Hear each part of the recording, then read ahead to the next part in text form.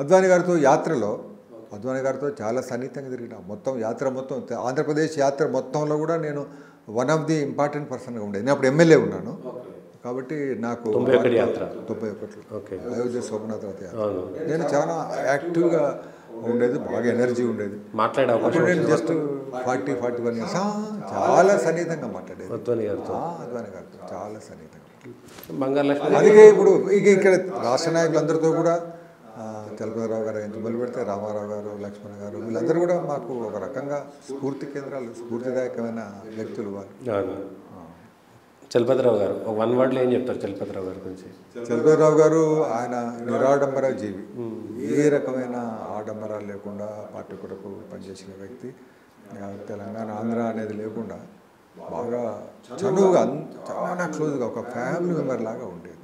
చలపతిరావు గారి తర్వాత వీరామారావు గారు అయితే మాకు వీరామారావు గారు, ప్రొఫెసర్ ఎస్వి శేషగిరిరావు గారు వీళ్ళిద్దరే మాకు ఆదర్శం. అంతే, స్ఫూర్తి వాళ్ళిద్దరిదే. నేను ఉద్యోగానికి వదిలిపెట్టినా, రాజకీయాల్లో కంటిన్యూ అయినా, ఈ పార్టీ నుంచి వేరే పార్టీకి పోకుండా ఉన్నా కూడా వాళ్ళిద్దరే కారణం. ఓకే, తర్వాత వెంకయ్యనాయుడు గారు అంటే మేము అందరం కూడా సరే, వెంకయ్యనాయుడు గారు మాకంటే చాలా దూరం వెళ్ళిపోయినారు. బట్ ఇంద్రసేన రెడ్డి గారు, నేను, వెంకయ్యనాయుడు గారు ఇంచుమించు సమకాలికులు. సో మాకు వెంకయ్యనాయుడు గారితో విపరీతమైన ఇంటిమెసీ. అంటే ఎంత ఇంటిమెసీ అంటే అప్పుడు ఆ రోజులలో కలిసి ఒకటి రూమ్లో ఉండేది, ఒకటి తిండి తినేది, ఒకటి ఉండేది అట్లా. బట్ తర్వాత నాయుడు గారు బాగా చాలా ఎత్తుకు ఎదిగినారు, దూరం అయిపోయి. తర్వాత దత్తాత్రేయ గారితో కూడా చాలా అటాచ్మెంట్, బాగా అటాచ్మెంట్. నా ఎమ్మెల్సీ ఎన్నికల్లో 2 నెలలు మొత్తం ఫుల్ టైం తిరిగినాడు. 1 నెల రోజులైతే వరంగల్లో మా ఇంట్లోనే ఉండేది. విద్యాసాగరరావు గారితో కూడా మాకు లీడర్, ఫ్లోర్ లీడర్. మరి 3 సార్లు అయ్యారు, మీరు ఒకసారి ఎమ్మెల్యే. నేను ఒకసారి. మరి కంటిన్యూ ఎమ్మెల్సీ ఉన్నప్పుడు కూడా వాళ్ళు ఎమ్మెల్యే. తర్వాత అంటే మేము లెజిస్లేచర్ పార్టీ ఒకటే ఉండేది.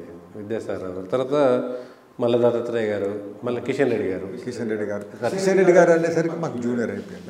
కిషన్ రెడ్డి గారితో కూడా సేమ్ బ్యాచ్, మేమందరం ఇక విద్యార్థి దశ నుంచి మేమందరం కూడా ఫ్రెండ్స్. కిషన్ రెడ్డి గారు, నేను స్టూడెంట్స్ కూడా ఎమర్జెన్సీ ఇప్పటికి కూడా మేము ఒక ఫ్రెండ్స్ లాగానే ఉండేది. నరేంద్ర గారు కొద్దిగా మాకు సీనియర్ కాబట్టి ఎట్లుండే వీళ్ళతో బాగానే ఉండేది. కానీ వీళ్ళతో ఉండేంత ఇంటిమసీ నరేంద్ర గారితో తక్కువే. బాలరెడ్డి గారితో బాగా క్లోజ్గా ఉండేది. బంగారు లక్ష్మణ్ గారు మాకు ఒక రకంగా మార్గదర్శనం. ఆయన ఒక రకంగా చెప్పాలంటే వారి సిద్ధాంతపరమైన అంశాల మీద వారితోని క్లారిఫికేషన్ తీసుకోవడం. డాక్టర్ లక్ష్మణ్ గారు మాకు కొద్దిగా జూనియర్, కానీ బట్ వర్కింగ్ రిలేషన్ బాగా ఉంది. నేను వైస్ ప్రెసిడెంట్గా ఉన్నాను. సో బాగా. కిషన్ రెడ్డి గారు మీకు జూనియర్, మాకు కొద్దిగా జూనియర్, బట్ అయినా కూడా కలిసి వారి నాయకత్వంలో పనిచేసిన యాత్ర మొత్తం నేనే కదా కోఆర్డినేటర్. కిషన్ రెడ్డి గారు. ఇప్పుడు బండి సంజయ్ గారు అధ్యక్షుడు అయిన తర్వాత కూడా నేను యాక్టివిటీలు ఎక్కువ ఉండలేకపోతున్నాం. తర్వాత మాకు అటాచ్మెంట్ కూడా తక్కువే. ఇంతమంది అధ్యక్షుల్లో ఎవరు ద బెస్ట్ అని అనుకుంటున్నాను? నేను అట్లా చెప్పలేదు. అందరూ కూడా నాకు ఒక రకంగా సీనియర్స్, సమకాలికులు. వెంకయ్యనాయుడు గారు అందరం కలిసి పనిచేసిన వాళ్ళము. వెంకయ్యనాయుడు గారు, ఇంద్రసేన రెడ్డి గారు, బట్ వాళ్ళందరూ కూడా గౌరవనీయులు. వాళ్ళు మాకు అన్ని రకాలుగా మార్గదర్శించినారు. మేము మా లైఫ్ను ఒక రకంగా నియంత్రించినారు. మా పేరెంట్స్ కంటే కూడా వీళ్ళే మమ్మల్ని ఎక్కువగా డిక్టేట్ చేయగలిగినారు. నాకు ఉద్యోగం రాజీనామా చేసినప్పుడు మా ఫాదరు, మా ఫ్యామిలీ, మా అందరి వాళ్ళ అభిప్రాయం కంటే వీళ్ళ నిర్ణయమే నా మీద పనిచేసింది. అంటే మీరు అర్థం చేసుకోవచ్చు నేను ఎంతగా ఇన్ఫ్లుయెన్స్ అయినాను వీళ్ళ వల్ల. చంద్రబాబు అది అంత ఏమంటారు? ఒక 1 వర్డ్లో ఏం చెప్తారు చంద్రబాబు గురించి? అవసరం కోరిక ఏర్పడ్డ పొత్తు, అంతే. ఎమోషనల్ అటాచ్మెంట్ ఏం లేదు. రాజశేఖర రెడ్డి గారు అప్పుడు నేను మేయర్గా ఉన్న టైంలో వారు ముఖ్యమంత్రి అయ్యారు. నాకేం పెద్ద అటాచ్మెంట్ ఏం లేదు. ఓకే. కేసీఆర్తో ఉద్యమంలో బాగా 10 సంవత్సరాలు కలిసి పనిచేసినాం. అనేక సార్లు డ్రయాస్ షేర్ చేసుకున్నాం. మంచి ఉద్యమ నేత. అంతే. డాక్టర్ రాజేశ్వరరావు గారు, సిహెచ్ విద్యాసాగరరావు గారు ఇద్దరు కూడా బీజేపీలో ఉన్న టీఆర్ఎస్ మనుషులు.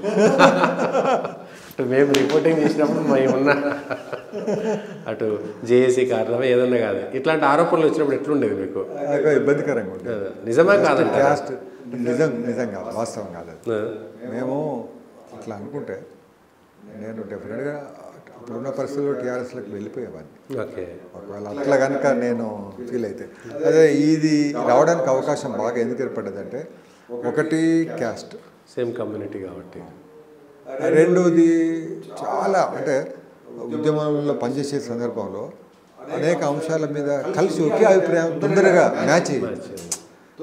మ్యాచ్ కావడంలో ఏమైందంటే, వీళ్ళు ఇంత తొందరగా ఒక అభిప్రాయానికి వస్తున్నారంటే వీళ్ళలో ఏదో హిడెన్ ఎజెండా ఉండొచ్చు అని అనుకోవడానికి అవకాశం. అయితే అది అట్లా దారితీసింది. చర్చలో మామూలుగా సాధారణంగా బీజేపీ ఆఫీస్లో ఉంటున్నప్పుడు జరుగుతున్న చర్చలు, వెంకయ్యనాయుడు గారు ఆయన శిష్య బృందం అంతా చంద్రబాబు కోసం పనిచేస్తున్నారు, లేదంటే విద్యాసాగర్ ఆయనకు సంబంధించిన మనుషులంతా ఇటు టీఆర్ఎస్ కోసం పనిచేసారు, బీజేపీలో ఉండే నాయకులు ఎప్పుడు కానీ ఒకరి కోసం పనిచేసారు కానీ సొంతంగా పార్టీ కోసం పనిచేయలేనటువంటి ఆరోపణలు వచ్చినాయి. దానికి సమాధానం? అది అట్లాంటి ఆరోపణలు వచ్చిన మాట వాస్తవం. ఆరోపణలలో వచ్చినప్పుడు మేమందరం కూడా కొంత తెలంగాణ సెంటిమెంట్తోనే టీఆర్ఎస్ వైపు మాట్లాడే సందర్భం వచ్చినప్పుడు మమ్మలను కొంత ప్రో టీఆర్ఎస్ లేకపోతే ప్రో కేసీఆర్, మిగిలిన వాళ్ళందరూ కూడా ప్రో వెంకయ్యనాయుడు, ప్రో టీడీపీ అనే ఒక అపవాదు వచ్చింది. కానీ మేము అందరం కలిసి మళ్ళీ మా పార్టీ కొరకే పనిచేసేది. కానీ దీనివల్ల ఏమైపోయిందంటే మా పార్టీ ఎదుగుదలకు ఇది కొంతవరకు ఇబ్బంది వచ్చింది. అదైతే కాదంటారు, అంటే బీజేపీని పనంగా పెట్టి టీఆర్ఎస్ ఎదుగుదలకైతే ఉపయోగపడలేదు.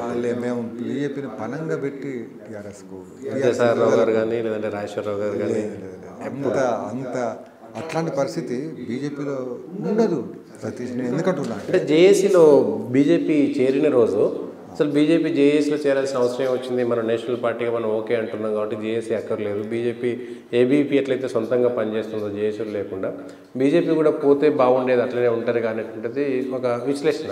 అయితే అది మేము ఒంటరిగా చేయడం వల్ల పార్టీ యొక్క ప్రాధాన్యత అంతగా ఉండదు. తర్వాత మేము ఉద్యమంలో వాళ్ళతో కలిసి పనిచేయడం వల్ల పార్టీ క్రెడిబిలిటీ పెరుగుతుందని అనుకున్నాం. ఓకే, బీజేపీ క్రెడిబిలిటీ కూడా ఈక్వల్గా పెరుగుద్ది సమాజంలో. బీజేపీ కూడా ఎందుకంటే గతంలో ఒక్క ఓటు 2 రాష్ట్రాలు అని మోసం చేసింది అనేది అయితే ఒక ముద్ర పడిందో, ఆ ముద్ర నుంచి మేము ఇది మీరు అన్న విషయాన్ని మేము చర్చించుకున్నాం చాలా. కానీ ఆ ముద్ర నుంచి మనం బయటపడిపోతాం. తర్వాత జేఏసీలో ఉండడం వల్ల మన మీద ఒక పాజిటివ్ థింకింగ్ డెవలప్ అయింది అని అనుకున్నాం. అంతే తప్ప ప్రో టీఆర్ఎస్ అనేది ఆ బదనామం అని మేము ఫీల్ కాదు. ఇప్పుడు ఈయన మోడీ గారు, అమిత్ షా గారు, అంతకుముందు వాజ్పేయి, అద్వానీ గారు, భారతీయ జనతా పార్టీ అప్పుడు ఆ వాజ్పేయి, అమిత్ షా అద్వానీ కనుసన్నల్లో నడిచింది, వాళ్ళ పెత్తనం నడిచింది అనేటువంటిది ఒక బాగా వాళ్ళిద్దరు పార్టీ అనేటువంటిది వచ్చింది. ఇప్పుడు మోడీ, అమిత్ షా చేతిలో ఒక నియంతృత్వ ధోరణిలో ఉందని దాన్ని అట్లా అనుకోవచ్చు అంటారా? అంటే ఇప్పుడు వాజ్పేయి గారికి ఇప్పుడు అంతకుముందు కూడా మీకు మీ అవగాహన కొరకు చెప్తున్నా, అంతకుముందు మా పార్టీని శ్యామ్ ప్రసాద్ ముఖర్జీ, దీన్ దయాళ్ ఉపాధ్యాయ అప్పుడు జోడి అవును, జనసంఘంలో జోడి. కాబట్టి ఎప్పుడు కూడా ఒక ఇద్దరు ప్రధానమైన వ్యక్తులను కలుపుతారు. కాంగ్రెస్ పార్టీ ఏమో బీజేపీకి సెంటిమెంట్ ఉందేమో, జోడీ సెంటిమెంట్. అయితే ఇప్పుడు వాజ్పేయి గారు, అద్వానీ గారు ఆ తరం నాయకులు కాబట్టి కొంత ఎట్లా అనిపిస్తుంది అంటే ఒక్క ఓటుతో ప్రభుత్వం పడిపోయినా పర్వాలేదు, కానీ మనం నైతిక విలువలకు కట్టుబడుతున్నాం.